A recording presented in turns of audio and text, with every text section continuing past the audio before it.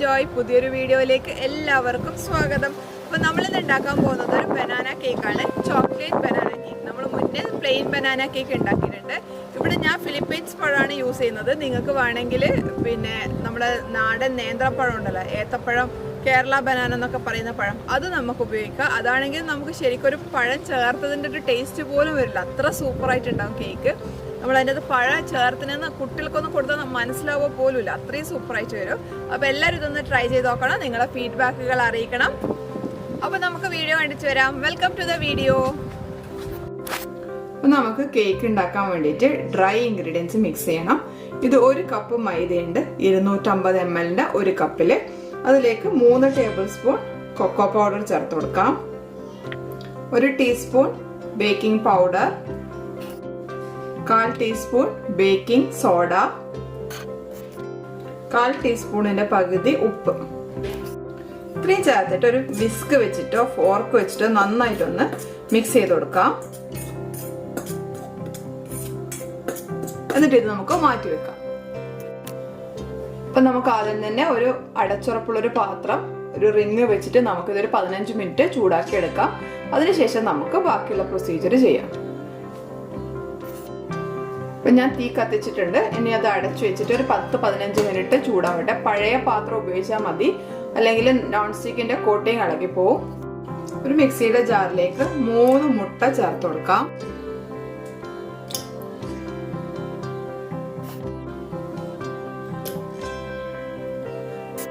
ഇതൊന്ന് 30 second high സ്പീഡിൽ നമുക്ക് ബീറ്റ് ചെയ്തെടുക്കാം. ഹൈ സ്പീഡിൽ തന്നെ ബീറ്റ് ചെയ്യും. ഇനി ഇതിലേക്ക് നമ്മൾ 1 കപ്പ് പൊടിച്ച പഞ്ചസാരയാണ് എടുത്തിട്ടുള്ളത്. 1/4 കപ്പ് പഞ്ചസാര പൊടിച്ചു കഴിഞ്ഞാൽ നമുക്ക് 1 കപ്പ് പഞ്ചസാര കിട്ടും. അപ്പൊ നമുക്കിത് പകുതി ഇട്ടിട്ട് ഒരു 10 സെക്കൻഡ് ബീറ്റ് ചെയ്തെടുക്കാം. അതിനുശേഷം ബാക്കി പകുതി ഇട്ടിട്ട് ഒന്നുകൂടെ ബീറ്റ് ചെയ്തെടുക്കാം. ഇനി നമുക്ക് ബാക്കി പകുതിയും കൂടെ ചേർത്തിട്ട് ഒന്നുകൂടെ ഒന്ന് ബീറ്റ് ചെയ്തെടുക്കാം.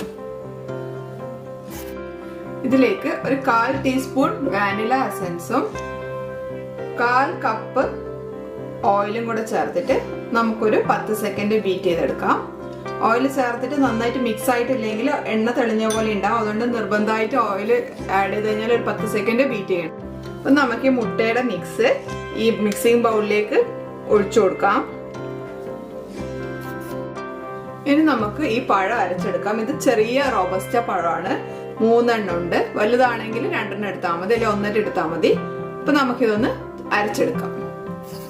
അപ്പൊ നമുക്ക് ഈ പഴം ഒന്ന് അരിഞ്ഞിട്ടിട്ട് അരച്ചെടുത്തിട്ട് വരാം.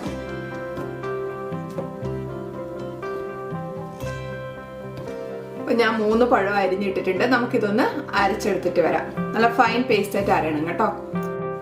നമുക്ക് ഈ പഴം അരച്ചത് ഇതിലേക്ക് ചേർത്ത് കൊടുക്കാം.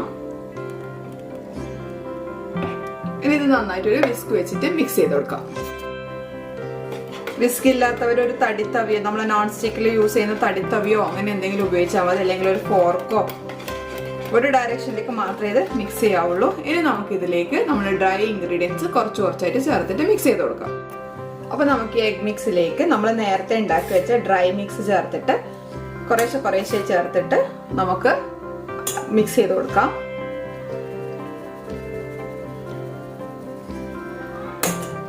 കട്ട് ആൻഡ് ഫോൾഡ് മെത്തേഡിലാണ് മിക്സ് ചെയ്യേണ്ടത്.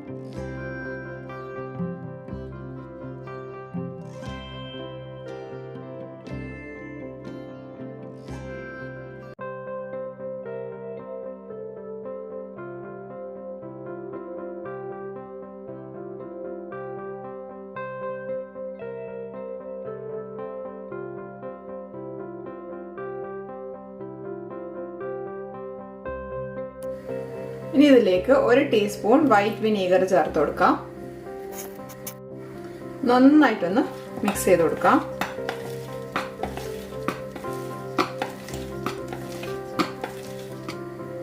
സൈഡിലുള്ളതൊക്കെ ഒരു സ്പാച്ചുല വെച്ചിട്ട് നമുക്കൊന്ന് ഇതിൻ്റെ അകത്തോട്ടേക്ക് ആക്കി കൊടുക്കാം.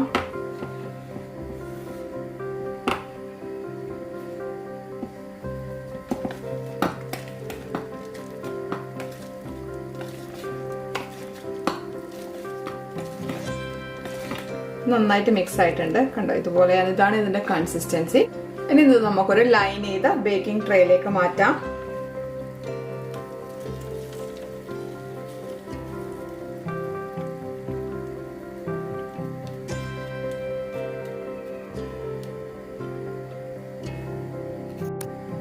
ഇനി നമുക്കിതൊന്ന് 10-20 പ്രാവശ്യം നന്നായിട്ട് തട്ടി കൊടുക്കണം, എന്നാലേ ഇതിൻ്റെ അകത്തുള്ള എയർ പോവുള്ളൂ.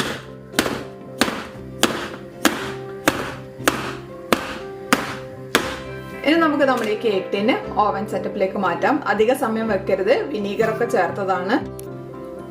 ഇനി നമുക്കിത് ഇതിലേക്ക് വെക്കാം. അടച്ചു വെച്ചിട്ട് ഒരു 25 മിനിറ്റ് വരെ നമ്മൾ തുറന്നു നോക്കാനേ പാടില്ല. അതിനുശേഷം നമുക്കൊന്ന് തുറന്നു നോക്കാം. ഏകദേശം ഒരു 40 മിനിറ്റ് വരെ എടുക്കും ഇതൊന്ന് കുക്കായി കിട്ടാൻ വേണ്ടിയിട്ട്, കേക്ക് ഒന്ന് ബേക്ക് ആയി കിട്ടാൻ വേണ്ടിയിട്ട്. അടച്ചു വെച്ചിട്ട് നമുക്കൊരു 35-40 മിനിറ്റ് വരെ വെയിറ്റ് ചെയ്യാം. അപ്പൊ ഇതൊരു 45 മിനിറ്റ് ആയിട്ടുണ്ട്. നമുക്ക് നോക്കാം. കേക്ക് നന്നായി ബേക്കായ പോലെ ഉണ്ട് കാണാൻ. കണ്ട പുറമേ ഇവിടെ ഒരു ക്രാക്ക് പോലെ വീണിട്ടുണ്ടോ? അത് കേക്ക് നന്നായിട്ട് ബേക്ക് ആയതിന്റെ ഇതാണ് കേട്ടോ. ഞാനൊന്ന് പ്രസ് ചെയ്ത് നോക്കട്ടെ. അപ്പൊ കുറച്ചുകൂടെ ബേക്ക് ആവാനുണ്ട് കണ്ടോ. അപ്പൊ ഇത് കേക്ക് നന്നായിട്ട് ബേക്ക് ആയിട്ടില്ല. അപ്പൊ ഏകദേശം ഒരു 10 മിനിറ്റ് കൂടി എടുക്കും ഇത് നമ്മൾ വെക്കുന്ന പാത്രത്തിന്റെയും നമ്മൾ ഗ്യാസ് സ്റ്റൗവിന്റെ ഫ്ലെയിമിന്റെ അനുസരിച്ചിട്ട് ഡിപ്പെൻഡ് ആയിട്ട് നമുക്ക് ഇത് മാറി വരും, ബേക്കിംഗ് ടൈം മാറി വരും. അപ്പോൾ നമുക്ക് ഇതൊന്നുകൂടെ അടച്ചു വെച്ചിട്ട് ഒരു 10 മിനിറ്റ് കൂടെ വെയിറ്റ് ചെയ്യാം. അപ്പോൾ ഇതാ വീണ്ടും ഒരു 10 മിനിറ്റ് കൂടെ വെച്ചിട്ടുണ്ട്. നമുക്കൊന്നും കൂടെ ഒരു സ്ക്യൂവർ ഇട്ടിട്ടൊന്ന് പ്രസ് ചെയ്ത് നോക്കാം. കണ്ടോ, നല്ല പെർഫെക്റ്റ് ആയിട്ട് വന്നിട്ടുണ്ട്. ഒട്ടും ഇതില്ല, ക്രംസ് പോലും ഇല്ല, നല്ല പെർഫെക്റ്റ് ആയിട്ട് വന്നിട്ടുണ്ട്. അപ്പൊ നമുക്കിത് എടുക്കുവാണ്. ഇനിയിപ്പോ തണുത്തിട്ട് ഞാൻ നിങ്ങൾക്ക് കാണിച്ചു തരാം. ഇതാ നമ്മുടെ കേക്ക് തണുത്തിട്ടുണ്ട്.